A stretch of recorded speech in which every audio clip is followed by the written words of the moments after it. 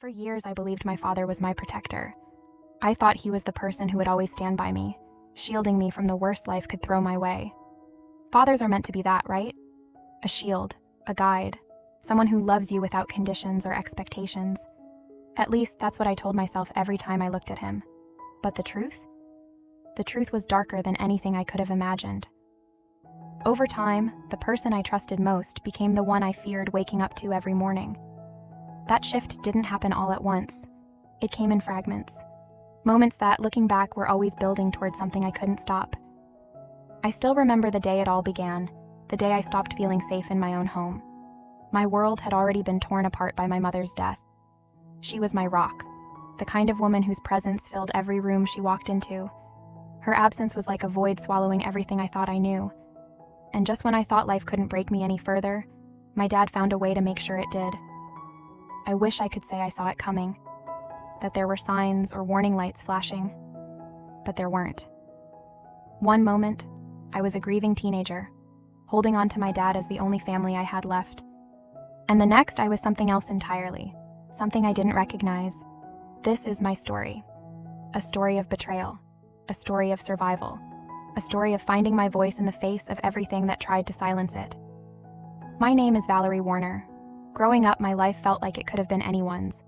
A mix of small joys, routine days, and the kind of comfort you take for granted until it's gone. My mom, Claire, was the heart of our family. She was the kind of person who remembered every little thing about you. What made you laugh, what made you cry, what you loved for breakfast on your worst days. She had this laugh that could brighten even the darkest of rooms. For as long as I can remember, she was my safe place. My dad, Jackson Abbott, was quieter. Not cold, but reserved, like he was always carrying some invisible weight. But he loved us. At least that's what I believed. Things weren't perfect, no family is, but I always thought I was lucky. We had Sunday movie nights where we'd pile onto the couch and lose track of time.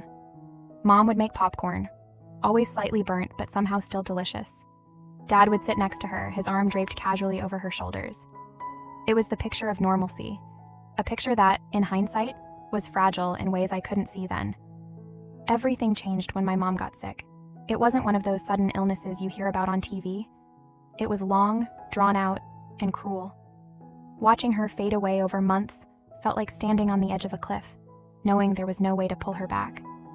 I was only 16, but in some ways I grew up overnight. I tried to be strong for her, for us. But when she passed, something inside me broke. The world felt colder, emptier. It was like a light had gone out and I didn't know how to find my way back. Dad changed too. At first, I thought it was grief. Losing the person you've shared a life with can shatter anyone. He stopped going to work regularly, spent more time at home, and spoke less and less. His hugs became tighter, longer, like he was holding on to the last piece of something he couldn't afford to lose. It seemed almost sweet at the time, even comforting. I thought we were leaning on each other to get through the worst days of our lives. But grief doesn't always bring people together. Sometimes it warps them. And as the days turned into weeks, I began to notice cracks in the father I thought I knew. He wasn't just distant, he was different. His gaze lingered too long, his touches felt off. I told myself it was nothing, that I was imagining things because everything already felt so wrong. I wanted so badly to believe he was just trying to protect me, just like I'd always believed he would. Looking back now, I wish I'd listened to the voice in my head telling me something wasn't right. But at 16, grieving and alone, it's easier to silence that voice than face what it's trying to tell you. And so, I did. Before we continue, don't forget to share this video, like it, and subscribe for more content that sheds light on difficult stories and important conversations. It started on a quiet evening, just the two of us. The house felt heavier than ever, silent in a way that made you hyper-aware of every little sound. The creak of the couch as you shifted your weight, the low hum of the refrigerator in the kitchen, even the faint rustle of leaves outside the window. We were sitting in the living room, a place that used to feel warm and alive, but now felt like a hollow shell. The TV was on, but I wasn't watching it. I don't think he was either. It was just background noise, a distraction from the absence that loomed over us both. "You look so much like her," he said out of nowhere. His voice was low, almost tender. I turned to face him, confused. My mom had always been beautiful. People said I had her eyes, her smile, but I didn't know how to respond. so I didn't. I just offered a small, awkward smile and looked back at the TV, hoping the moment would pass. But it didn't. Instead, he reached out and tucked a strand of hair behind my ear. It was such a simple gesture, one that could have been innocent in another context. But it didn't feel innocent. His hand lingered for a second too long. My body stiffened and I felt a knot form in my stomach. Something was wrong. I wanted to move, to stand up, to say something, but I couldn't. It was like my brain and body had disconnected, leaving me frozen in place. "You're so beautiful," he said, his hand now resting on my shoulder. The words hung in the air, suffocating me. Before I could process what was happening, his hand slid lower, brushing against my chest. Panic surged through me, but it was buried beneath layers of disbelief. This was my dad. My dad. This wasn't real. It couldn't be real. When his hand moved to my thigh, I finally snapped out of my daze. "Dad, what are you doing?" I asked, my voice shaky, barely above a whisper. He didn't answer. Instead, he pressed a finger to his lips, as if to shush me, and leaned in closer. The room felt like it was spinning. My heart was pounding so loudly I thought it might burst. I wanted to scream, to push him away, but my body refused to cooperate. It was like every muscle had locked up in fear. The next few moments passed in a blur.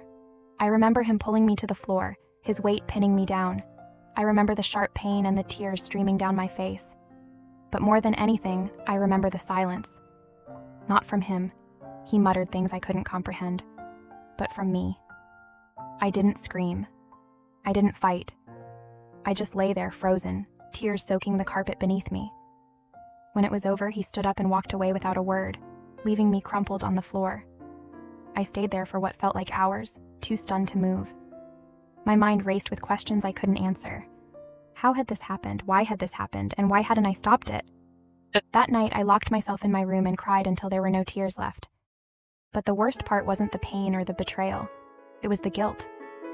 A small, insidious voice in my head kept whispering that this was my fault, that I'd done something to invite it, even though I didn't know what. After that night, I didn't leave my room for a week. I couldn't. The walls of my room felt like the only barrier between me and the world outside, a world that now felt foreign, dangerous, and suffocating.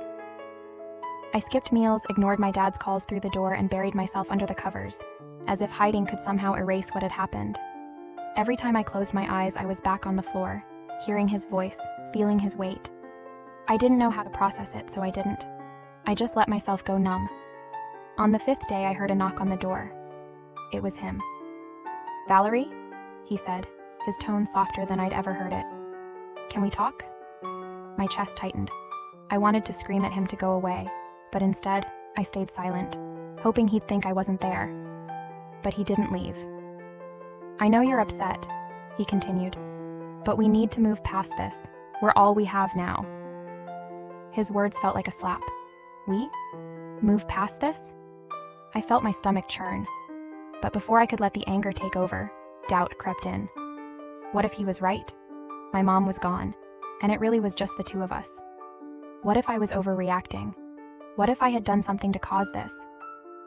The questions swirled in my head, twisting the knife of guilt deeper and deeper. Eventually, I let him in. I couldn't avoid him forever, and part of me was desperate for answers, for some explanation that would make this all make sense. He sat on the edge of my bed, his face full of an emotion I couldn't quite place. Was it guilt? Sadness? Something else? "I'm sorry if I hurt you," he said, reaching for my hand. I pulled away instinctively, and his expression darkened for a moment before softening again. "You're so much like your mom," he whispered. "Sometimes I forget. I just miss her so much." He used her as a shield, weaving her memory into his words like a weapon. "I shouldn't have done what I did," he continued. "But it's hard, you know? Being alone. You remind me of her so much, and I don't know, maybe I got confused. It won't happen again." But it did. Not even 2 weeks later. By then, he had started to shift the narrative, painting himself as a victim of grief and loneliness. He stopped knocking, and instead came into my room uninvited, sitting on the bed and trying to act as though nothing had changed. He'd bring up mundane things, school, dinner plans, chores. It was like he was trying to remind me that we were still a family, that life hadn't been upended. But every time he looked at me, I felt it. That weight, that expectation. like he was waiting for me to make it okay again. The second time was less shocking but no less painful. It was a Saturday night, and we had just finished eating. I was clearing the dishes when he came up behind me and placed a hand on my shoulder. "Let's watch a movie," he said. His tone was casual, almost cheerful, but something about it made my skin crawl.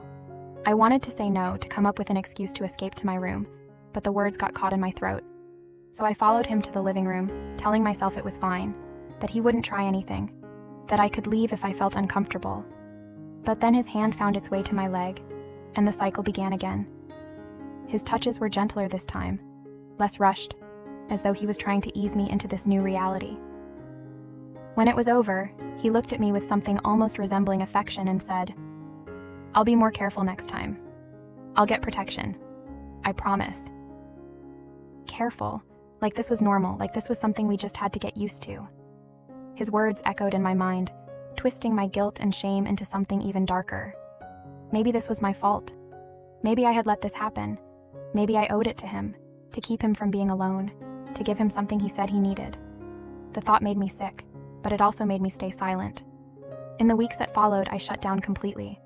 I stopped hanging out with friends, stopped talking to teachers, stopped doing anything that might invite questions I didn't know how to answer. I buried myself in books and schoolwork, anything to keep my mind occupied. But the moments I couldn't escape, the quiet nights, the awkward dinners, the times he would look at me a little too long, those moments crushed me. I thought about telling someone, anyone, my best friend, a counselor, even a stranger on the street. But every time I got close, the fear stopped me. What if they didn't believe me? What if they blamed me? What if it tore apart what little family I had left? The questions were endless, and the answers felt too risky. So I stayed quiet. I told myself it was better this way, that I could handle it, that I had to. Weeks turned into months, and the incidents with my dad became less shocking, though no less painful. They happened sporadically, sometimes weeks apart, as if he was testing the waters of how far he could go without breaking me completely. I began rationalizing it, telling myself that maybe this was just how grief had broken him. Maybe it wasn't as bad as it felt. After all, he always apologized afterward, his words dripping with guilt and promises to do better. He swore he loved me, that I was the only thing keeping him going. It was twisted, but in the absence of anyone else, I started believing him. That belief didn't erase the disgust I felt. Every time he touched me, I wanted to scream, to run, to fight back. But as time went on, those urges dulled, replaced by a numb acceptance. I told myself it was easier this way, that fighting would only make it worse. And on some dark level, a part of me clung to the attention. It wasn't love, not really, but it was something. A connection. A warped, horrible kind of comfort that made the loneliness hurt a little less. Then Lila Moss entered the picture. She was bubbly, full of energy, and had the kind of laugh that could light up a room. When my dad introduced her as his girlfriend, I felt a strange mix of relief and jealousy. Relief because I thought maybe this meant he would stop, that he would shift his focus to her and leave me alone. But jealousy crept in too. A sick, shameful feeling I couldn't fully understand. Was it jealousy of her? Of the idea that she could give him something I couldn't? Or was it anger that he could pretend to be normal with her while I was drowning in the mess he had created? For a few months, things were quiet. The nights when he would slip into my room stopped, and I started to feel like I could breathe again. I threw myself into school, trying to rebuild some semblance of a life. But that fragile piece shattered one night when I came home early from a study group. I walked into the living room to find Lila sitting far too close to me on the couch, her hand on my thigh while my dad watched. "You're so beautiful," she said, her voice sweet and syrupy. My stomach churned. My dad didn't stop her. If anything, he seemed to encourage it. That night, the boundaries I thought had been re-established were obliterated. Lila joined him in the abuse, her presence making it feel even more surreal. She smiled and whispered reassurances that I didn't want to hear, her touch just as unwelcome as his. I felt like I was drowning all over again. The betrayal hit harder this time because it wasn't just him, it was her too. And the worst part? He didn't see anything wrong with it. "It's just us," he said afterward, brushing a tear from my cheek. "No one else can understand. We're family. We take care of each other." One night, I couldn't take it anymore. I confronted him, my voice shaking with anger and desperation. "I don't want to do this anymore. I said, my words rushing out before I could lose my nerve. And I don't want her here. She's making it worse. He looked stunned for a moment, then hurt as if I just accused him of some great injustice. You're jealous, he said softly. You don't want to share me. I'm not jealous, I shouted, my voice breaking. I just want it to stop. To my surprise, he listened. A week later, Lila was gone. I ended it, he told me, his tone gentle, almost proud. I couldn't stand the thought of making you unhappy. His words were a twisted kind of validation, proof that I still held some control over my life, even as everything else felt like it was slipping away. But the relief didn't last. Without Lila, the focus shifted back to me entirely. His touches became more frequent, his justifications more convoluted. We're closer than most families, he said one night, his hand brushing against my back. People wouldn't understand, but that's okay. We don't need anyone else. I wanted to scream at him to tell him that what he was doing was wrong, that I wasn't some replacement for my mom. But the words stayed trapped in my throat, weighed down by fear and guilt. I felt trapped, like a bird in a cage with no door, only walls that grew tighter and tighter around me. The more I tried to make sense of it, the less sense it made. The disgust and confusion never went away, but they became part of the background noise of my life, blending into the routine. I stopped questioning it because questioning it meant facing the full weight of what was happening, and I wasn't sure I could survive that. University was supposed to be a fresh start, a chance to leave behind everything that had happened and find myself again. I'd fought hard to stay close to home, my dad insisted on it, but even a short distance felt like freedom. The campus buzzed with energy, filled with new faces, endless possibilities, and the hope of a life that wasn't defined by the walls of my house. I threw myself into my classes, taking every opportunity to lose myself in textbooks and lectures. The routine helped. It kept me distracted, gave me something to focus on besides the mess I'd left behind. But even in the middle of crowded lecture halls and noisy study sessions, the weight of my secret followed me. I'd catch myself flinching at casual touches or shrinking away from friendly smiles, afraid of letting anyone get too close. Trust felt like a foreign concept, one I wasn't sure I'd ever understand again. And then I met Samara Gillespie. We were assigned to the same group for a history project. She was everything I wasn't, confident, funny, and so effortlessly kind that it almost hurt to be around her. I'd noticed her before, laughing with friends in the cafeteria or answering questions in class with this ease that made it seem like the world couldn't touch her. She was the kind of person who lit up a room without even trying. At first, I kept my distance, it was safer that way. But Samara didn't let me. She had a way of pulling people in, of making you feel like you mattered just by looking at you. Valerie, right? She said one day after class, flashing a smile that made my heart skip. We're in the same group. Want to grab coffee and brainstorm? Coffee turned into hours of talking.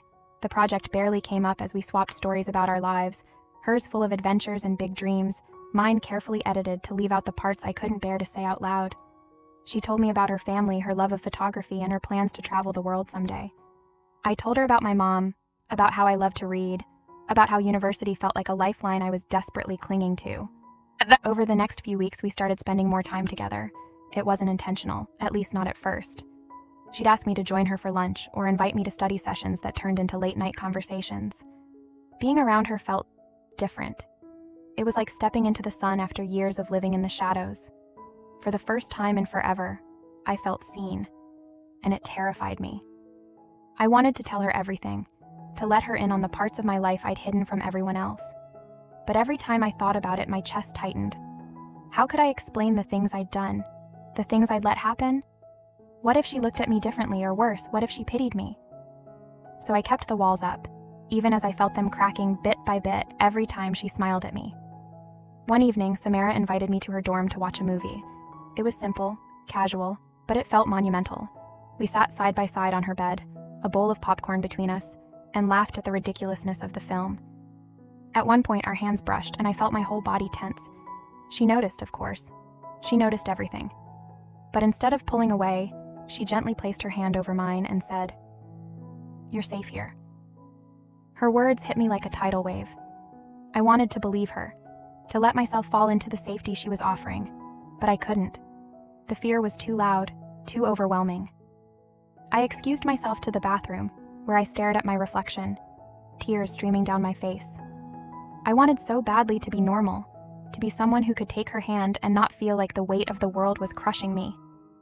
The next morning, I made a decision. I couldn't keep living like this, torn between two worlds. The part of me that craved connection, that wanted to be with Samara, couldn't coexist with the part of me still tied to my father's control. I had to put an end to it. That evening, I sat down with my dad for the first real conversation we'd had in months. My hands were trembling, my throat dry, but I forced the words out. "Dad, it has to stop. We can't do this anymore." His face twisted, a mix of shock and something that looked like betrayal. "Valerie," he started, his voice low, almost pleading. "You don't mean that. We're all we have. You know that." "I do mean it," I said, my voice gaining strength with each word. "This isn't normal. It's not okay. I can't live like this anymore." For a moment, he looked like he might argue, but then he nodded, his expression unreadable. "If that's what you want," he said quietly, "I'll stop." I wanted to believe him, but a part of me knew better. Promises like his were fragile, easily broken. But for now, it was enough to give me hope. Hope that maybe, just maybe, I could find a way to be free. Days turned into weeks, and though my dad promised to stop, his presence still loomed like a shadow over every part of my life. Every time he looked at me, spoke to me, or even walked past my room, I felt that familiar knot in my stomach. I wanted to believe him, I really did, but trust felt impossible. His promises had been broken before. Why would this time be any different? Meanwhile, Samara continued to be my lifeline. She had this way of making me feel like I could breathe again, even on the hardest days. One evening, as we sat on the grass outside her dorm watching the sunset, she asked me a question that made my heart stop. "Do you ever feel like you're carrying something too heavy to hold on to alone?" she said, her voice soft but piercing. I hesitated, my hands gripping the blades of grass beneath me. I wanted to tell her everything.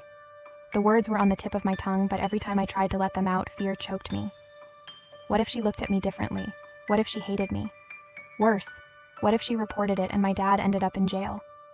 I couldn't bear that, no matter what he'd done. "Sometimes," I finally replied, my voice barely above a whisper. She didn't push. She just nodded and placed her hand over mine, silently telling me she was there whenever I was ready. That night, I lay awake in bed, staring at the ceiling and replaying the conversation in my head. I wanted to believe that Samara would understand, but how could I explain something so twisted, so far from anything she could imagine? Then one night, everything shattered. It was late, well past midnight, when I woke up to the sound of my door creaking open. My heart sank as I saw my dad standing there, his silhouette framed by the faint hallway light. "I just need to talk," he said, his voice strained. But as he stepped closer, I saw the look in his eyes, and I knew it wasn't true. He wasn't here to talk. "No," I said, my voice firmer than I thought possible. "You promised." He didn't stop. His movements were rougher this time, more desperate, like he knew this might be his last chance. I fought back, pushing against him with every ounce of strength I had, but it only seemed to make him angrier.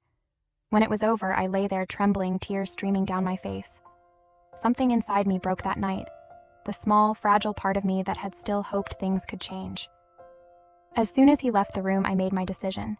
I couldn't stay here. Not another night. I started packing as the sun began to rise. My hands shook as I stuffed clothes into a bag, my heart racing with fear and adrenaline. Every sound, the creak of the floorboards, the hum of the refrigerator, felt magnified, like the house itself was warning him of my plans. I knew he'd be leaving for his usual Sunday morning grocery run, and as soon as I heard the door close behind him, I bolted. The walk to the train station felt like a lifetime. Every step I glanced over my shoulder, half expecting to see him coming after me.